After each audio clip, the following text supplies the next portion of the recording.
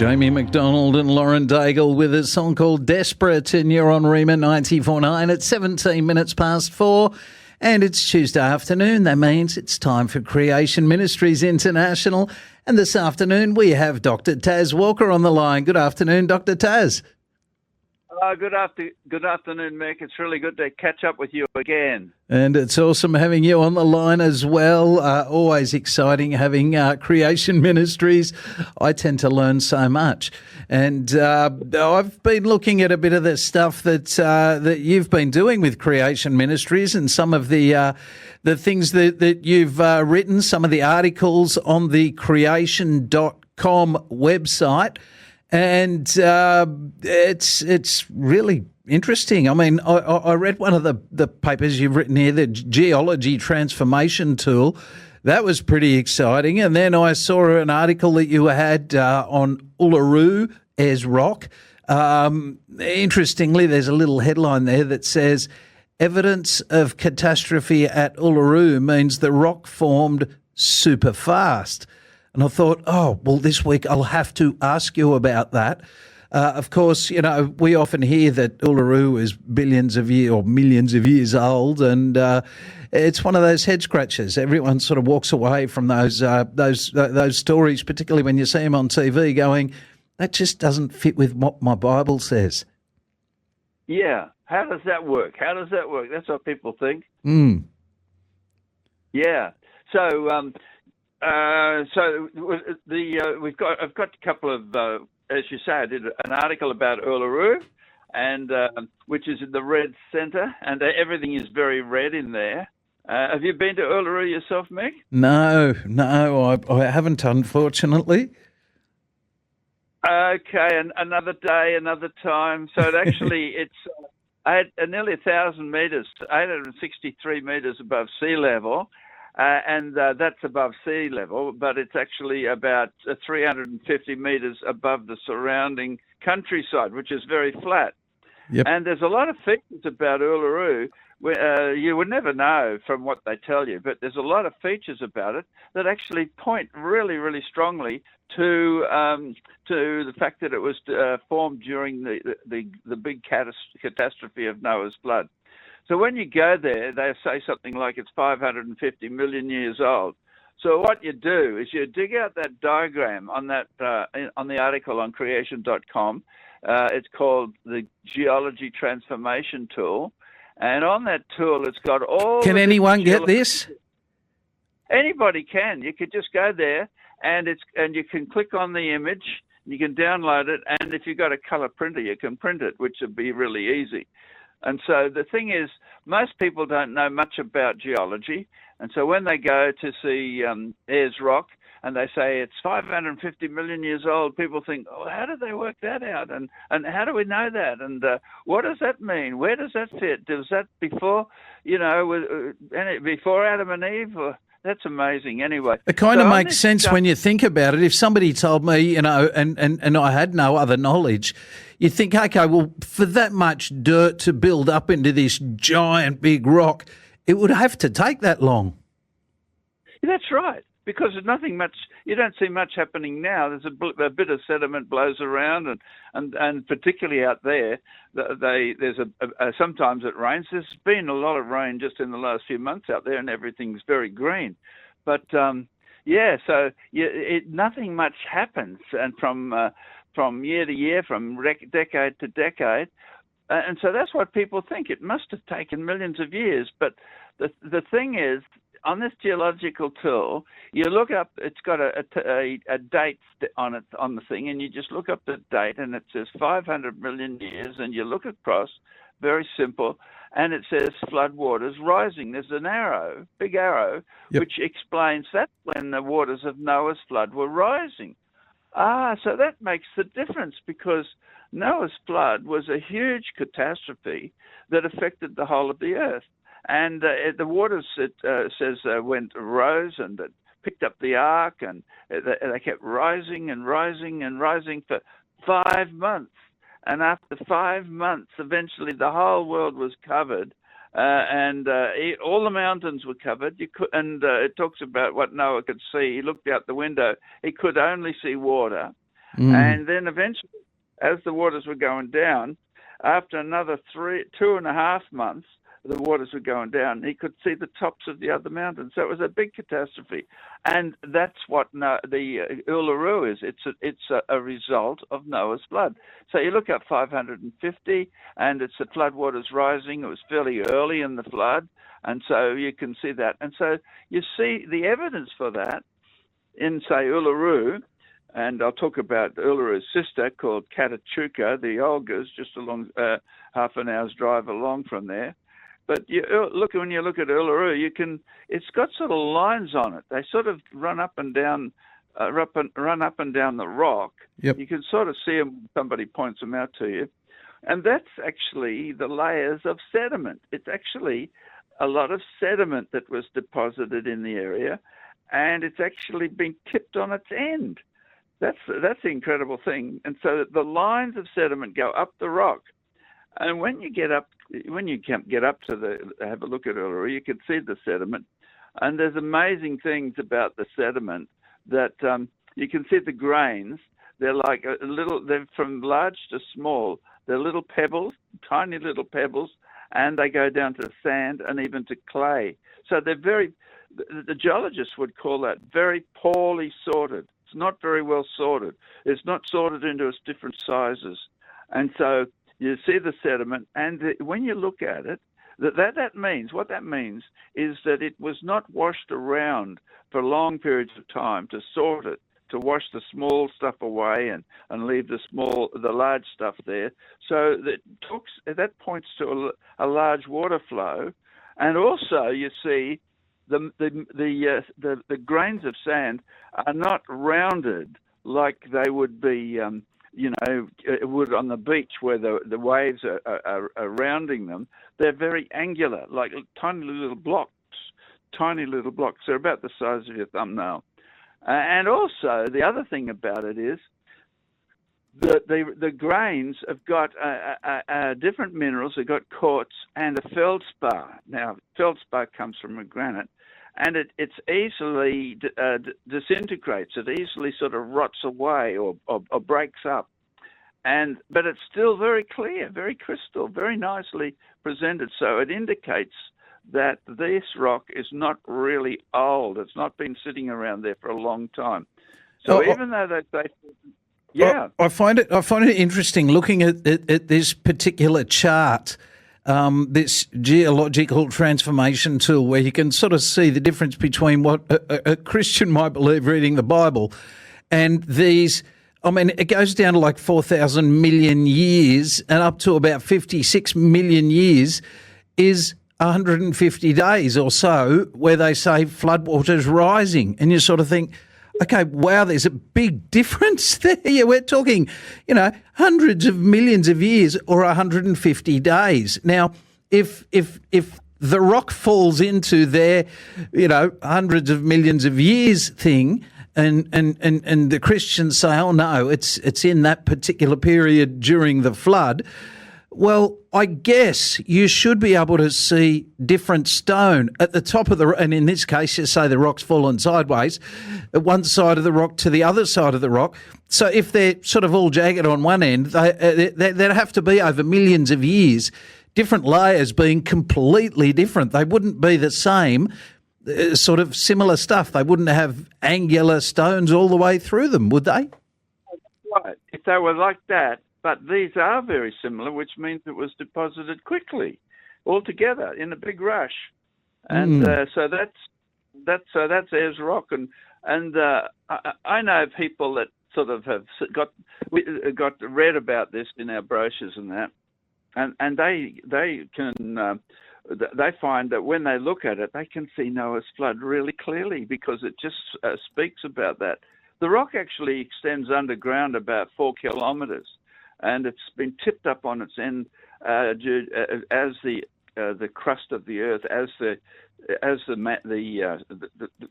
top part of the earth moved, it tipped it up, and it's been eroded off. You can see the layers of rock have just been eroded off at the top, and all the stuff that's been eroded has been carried out of the area. So there's none lying around.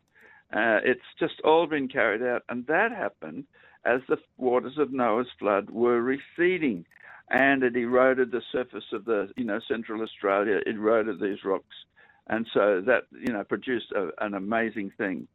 Wow. You are on 94.9. It's 27 minutes past 4. We're going to go into a little break for a while and we'll come back to Dr. Tas after the break. Look, if you have any questions for Dr. Tas, please send them through to us on our text line. That is 0401 949 949. 0401 949 949. That was Colton Dixon, The Love I Have For You. You're on 94.9. It is 23 minutes to 5. And we have Dr. Tas Walker on the line from Creation Ministries International. He's been talking to us today a little bit about Uluru. We used to know it as Ayers Rock back in the day. And also this really cool chart that they've got on the creation.com website, the Geological Transformation Tool, which is interesting because on one side it's sort of got the biblical point of view of dates, and on the other side it's got, all the I don't know what you call them, eras, Cenozoic and Mesozoic and Paleozoic and all that sort of stuff, and the millions of years that it was meant to take. And, we're talking to Dr. Tas right now about how, of course, Ayers Rock seems to be a rock that was formed very quickly, not over millions of years. And you also had another article, another PDF on the website, Dr. Tas, about Katachuka, which we used to call the Olgas, a big rock formation not far from Ayers Rock.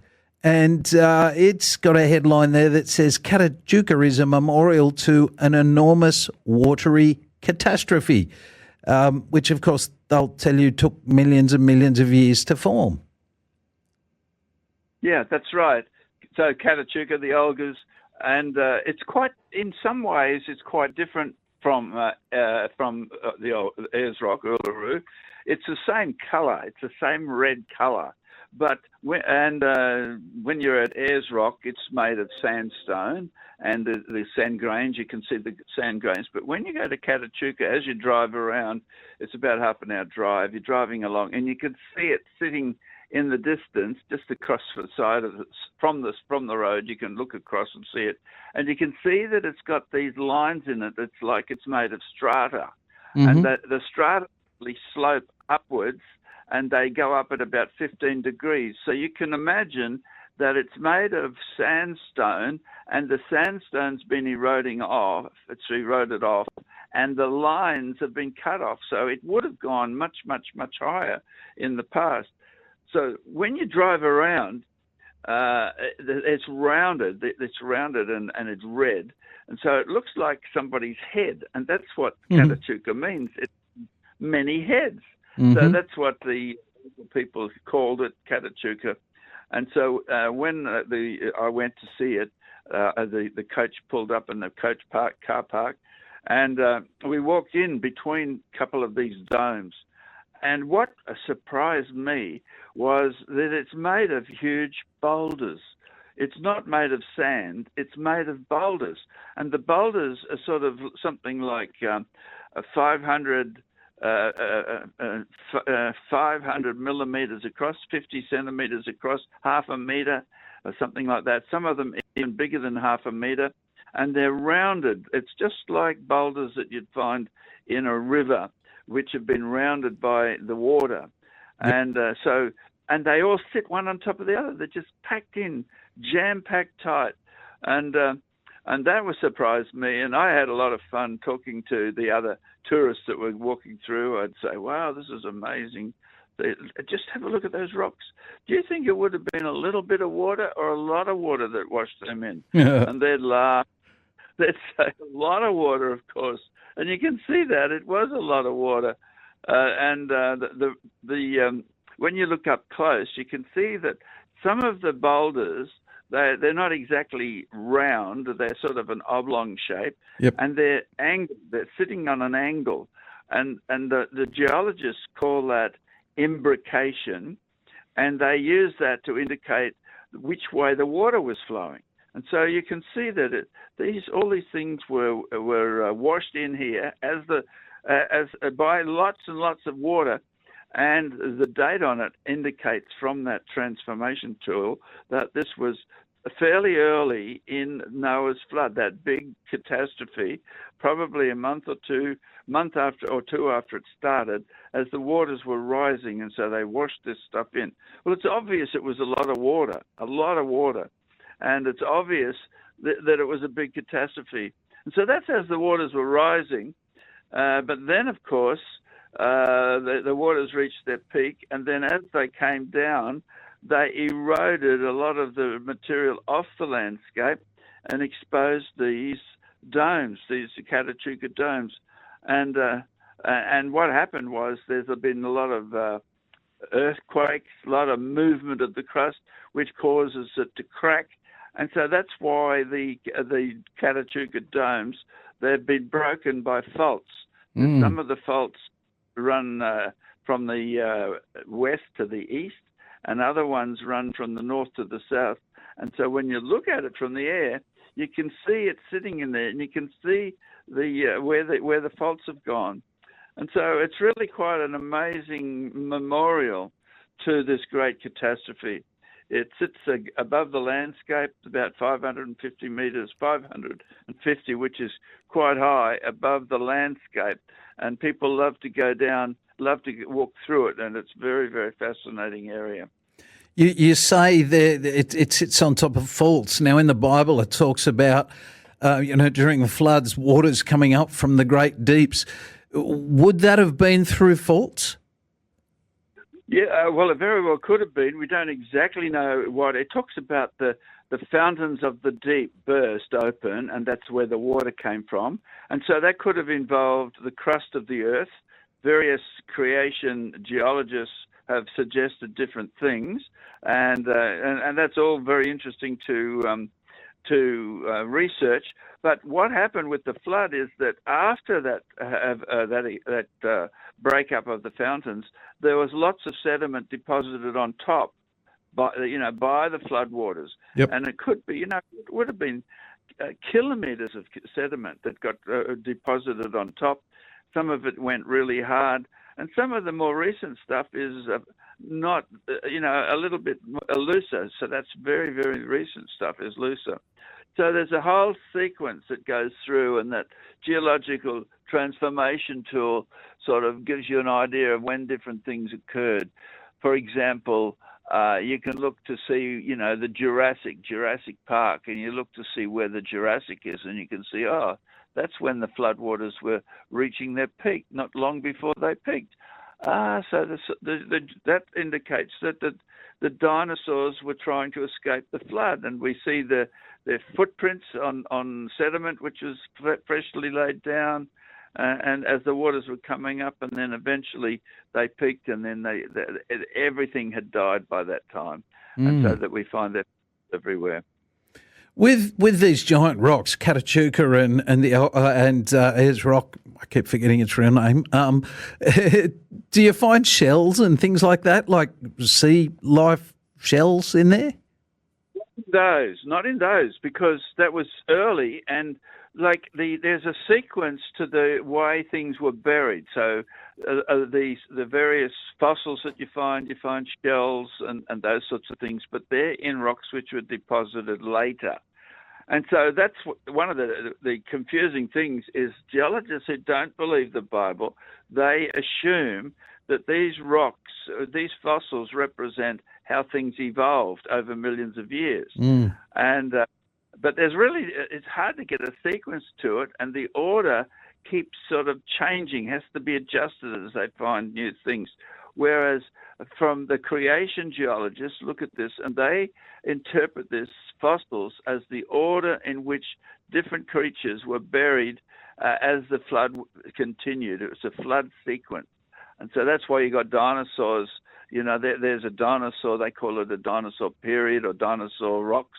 That was as the floodwaters were rising and they're approaching their peak. And then after that, you get the rocks which are deposited.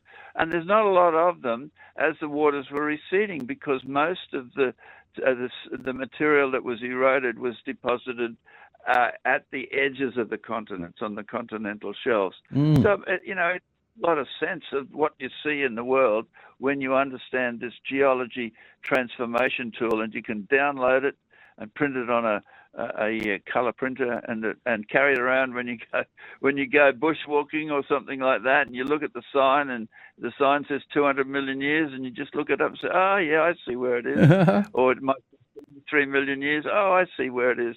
And it makes a lot of sense of it. We do this with homeschoolers, and they love it.